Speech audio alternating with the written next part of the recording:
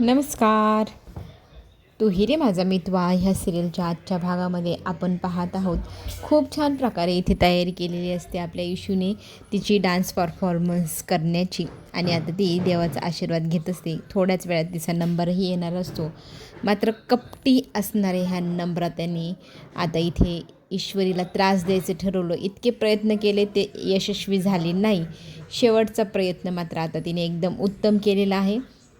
आणि तो प्रयत्न आपण पाहत आहोत तिने कसा केला आहे. तर इथे इशू तिची प्रॅक्टिस करत असताना ती काय करते की ही स्केटिंग आणते आणि तिच्या पायाच्या खाली मुद्दामच तिथे ढकलते आणि कळत नकळतपणे डान्स करण्याच्या नादात असणाऱ्या आपल्या ईश्वरीचा पाय त्याच्यावर पडतो आणि त्याच्यावरतीच ती इतकी जोरात पाय मुरगळून खाली पडलेली असते. आणि तिचा इतका जोरात आवाज होतो.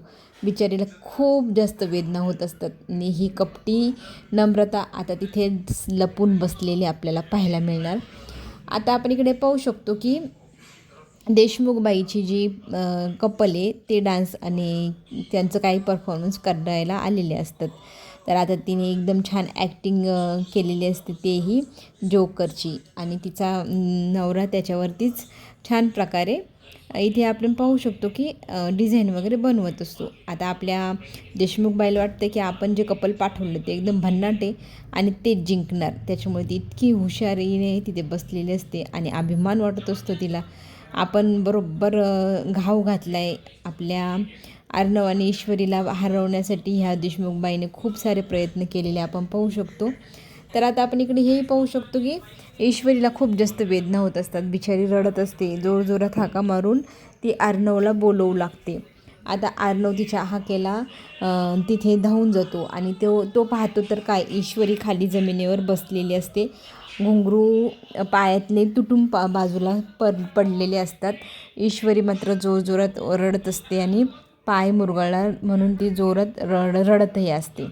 तर आता हे सगळं पाहिल्यावरती अर्णव खूप जास्त घाबरतो. अर्णव आता तिच्याजवळ जातो आणि तिला म्हणू लागतो की बघू काय झालं आहे.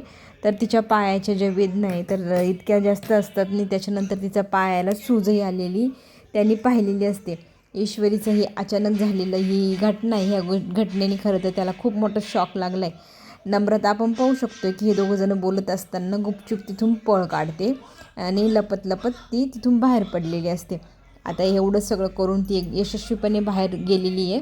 तर आता इथे आपण पाहू शकतो की अर्णव डॉक्टरांना कॉल करून लगेच इमिजिएटली रूममध्ये बोलवतो. कारण तिचं पाय दाखवणं महत्त्वाचं आहे. तर आपण इकडे दुसरीकडे पाहू शकतो की नम्रताची आता वेळ आलेली असते आणि नम्रता आता परफॉर्मन्स देण्यासाठी स्टेजवर गेलेली असते. काय भन्नाट गाणं गाते यार ही. इतकं सुंदर गाणं गायलेलं आहे नम्रताने. आणि ती सिंगिंग ऐकल्यानंतर अक्षरशः काटा फुटावा ना अंगावरती तसा काटा आलेला असतो. इतकं सुंदर गाणं गात असते. आणि आपला आकाश त्या छान संगीतमय वातावरणामध्ये त्याच गोष्टीला असं रिप्रेझेंट करेल असं डिझाईनचं स्केच काढत असतो. आणि दोघांची ही इतकी सुंदर कॉम्बिनेशन आपल्याला पाहायला मिळते. तो स्केच काढतोय, ती गाणं म्हणते. इतकं भारी वाटतं ते बघताना. सगळेजण त्या मंत्रमुग्ध होऊन जातात त्या आवाजामध्ये, तिच्या त्या सिंगिंगमध्ये. आणि सगळ्यांचं मन आता इथे जिंकून घेतलं आहे बरं का प्रेक्षक. आणि अक्षरशः जजेससुद्धा तिच्या ह्या आवाजाचं ह्या परफॉर्मन्सचं कौतुक करू लागतात. दुसरीकडे मात्र आपली जी ईश्वरी आहे तिच्या पायाला खूप जास्त वेदना होत असतात. ती त्या वेदनेने खूपच रडकुंडीला आलेली आपल्याला पाहायला मिळते. तर डॉक्टर आता म्हणू लागलेत की पाय मुरगळला आहे, आता पाय जमिनीवर ठेवता येणार नाही, पायाची खूप जास्त काळजी घ्यावी लागणार आहे. आणि इथे आता ईश्वरी म्हणते काय तर मी डान्स करू शकते की नाही. तर डॉक्टर इथे स्पष्टच सांगतात, मी सांगू डॉक्टर आहे ना त्याने, जर तुम्ही डान्स केला तर तुमच्या पायाची इंजुरी वाढू शकते. तर त्याच्यानंतर तुम्ही स्वतःच निर्णय घ्या काय करायचं. माझं डॉक्टर म्हणून म्हणणं आहे की नाही करायला पाहिजे. तर दुसरीकडे आपण पाहतो आहे इथे नम्रताची परफॉर्मन्स संपलेली असते. सुंदरशी परफॉर्मन्स झालेली आहे. आता परफॉर्मन्स तर जजेसने पाहिलेच आहे, पण आता स्केच पण पाहणं महत्त्वाचं आहे. तर स्केच दाखवायला आता जजेससमोर इथे नम्रता आणि आकाश निघालेले असतात. सुंदरसं स्केच. घरच्यांना खूप आनंद होतो. सगळेजण टाळ्यांचा गडगडाट करतात. आणि ते स्केच घेऊन जजेससमोर आपलं आकाश आणि नम्रता जाऊन उभी राहतात. ते पाहिल्यानंतर आता त्यांचे पॉईंट ठरणार किती आणि किती नाही. दुसरीकडे मात्र आता आपली ईश्वरी हट्ट करत असते की मला डान्स करायचा आहे. डॉक्टरने नकार दिला हे कळल्यावर अर्णव तिला नाही म्हणतो, आपण डान्स नाही करायचा तर आपली माघार असं घोषित करूया आपण. आणि असं म्हणत तो जजेसला सांगण्यासाठी स्टेजच्या दिशेने निघालेला असतो. मात्र आपली जी ईश्वरी आहे ती आता विचारात पडली की काय करू काय नाही. दुसरीकडे आपण पाहू शकतो की आता वेळ आलेली आहे शेवटचं जे काही परफॉर्मन्स देण्याची वेळ. तर आता आपण एक दोन तिथलेच सहभागी झालेले व्यक्ती बिझनेसमॅन आहेत त्यांच्या आपण परफॉर्मन्स पाहू शकतो. तर त्यांची खूप सुंदर अशी परफॉर्मन्स चालली असते. सगळेजण मंत्रमुग्ध होतात, एकटक पाहतात. सुंदरसं असं स्केचही काढलं जातं आहे आणि त्या सगळ्या गोष्टी एन्जॉय केल्या जात आहेत. दुसरीकडे आपण पाहू शकतो मात्र ईश्वरीचं मन अगदी 2 ठिकाणी डिवाईड झालेलं आहे. स्वतःचीच प्रतिमा तिला दिसते आणि स्वतःलाच चॅलेंज करत ते म्हणू लागतं का तू हारणाऱ्यातली नाही, तू हरायला नको आहे.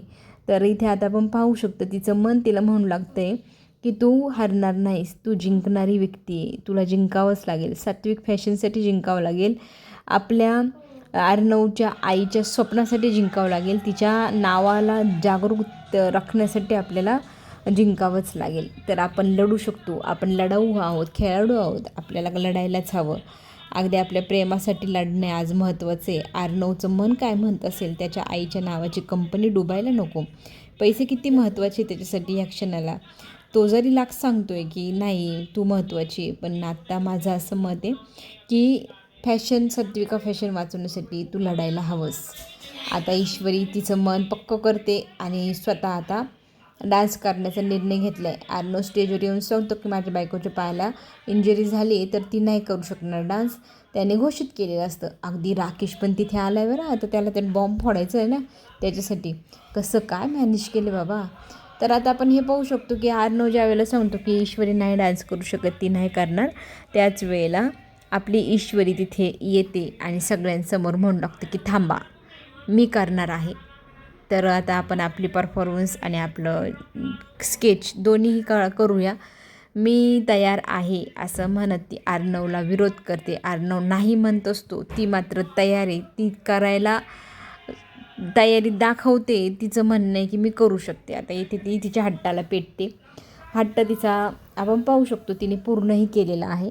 उत्तम असा डान्स तिने सादर केलेला आहे. अगदी पायाची दुखणं वेदना सगळं काही विसरून एकदम मनमोहकरित्या ती डान्स करत असते. तिच्या नृत्याच्या कौशल्याला पाहून सगळे मंत्रमुग्ध होऊन तिच्या डान्समध्ये अगदी तल्लीन झालेले पाहायला मिळणार. आणि तिच्या पायाचा जो बेल्ट असतो तो निघालेला असतो, तर अर्णवचं लक्ष त्याच्याकडे जातं. तर आता तिथे काय ट्विस्ट येतो तो आता पुढे जाऊन कळणारच आहे. मात्र इथे आपण पाहू शकतो देशमुखबाई फार संतापलेली, इतके प्लॅन करून ते प्लॅन फेल गेले. आता एकच हुकमाचा एक्का राकेश, तो काय करतोय हे तिच्यासाठी आता महत्त्वाचं आहे. तो मात्र म्हणतो की मला अक्कल शिकवायचं नाही, मला काहीच शिकवायचं नाही, मी माझ्या पद्धतीने माझं काम करेल आणि मला जिथे बॉम्ब फोडायचा आहे तिथे मी फोडणारच आहे. तुम्हाला तुमचं जीव वाचवायचं असेल तिथून निघा बरं, असंच त्यांनी सांगितलेलं आहे. चला तर मग आता पुढे येणारे ट्विस्ट, पुढे येणाऱ्या गोष्टी फारच भन्नाट आहे, त्या पाहायला आपल्याला सगळ्यांना आवडणार आहे. आणि नेहमीप्रमाणे आपले हिरो हिरोईन तर आपल्याला माहितीच आहे जिंकणार तर आहेतच, त्याच्यानंतर जी घटना घडणार आहे ना ती खरं तर इंटरेस्टिंग आहे, पाहण्यासारखी आहे. राकेश पकडला जाईल का. चला तर मग आता आपण पुन्हा भेटूया. आत्ता या क्षणाला घेऊ छोटीशी विश्रांती. धन्यवाद.